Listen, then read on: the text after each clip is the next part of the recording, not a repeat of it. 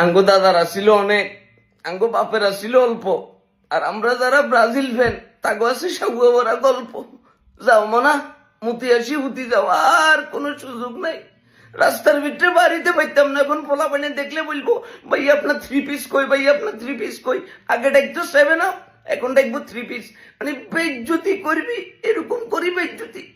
তাদের ঘরের মাটি একটু নিজেদের ইজ্জতটা রাখতে পারলি না ভাইয়া। মানে লাস্ট 6টা বছর তাদেরকে হারাইতে পারি না। এখন এই যে এখন তো তারা বলবো যে কি মেসিও তো খেলে নাই, মেসি যদি থাকতো তাহলে এক যেমন কনফার্ম 7 আপ না আপার 10 হয়ে যেত ডাইরেক্ট ভাইয়া।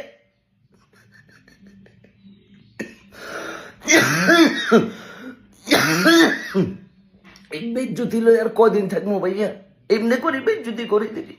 আরে বেটা মেসি সহ যদি 3-4টা গোল খাইতি তাহলে একটা কথা ছিল। মেসি সারা এমনি করে আঙ্গো প্যান্টিটা খুলি আমাদেরকে পথে পথে করে দিছে। আর্জেন্টিনার ফ্যানদের জন্য তো আমি এখন ফেসবুকে আসতে পারতাম না।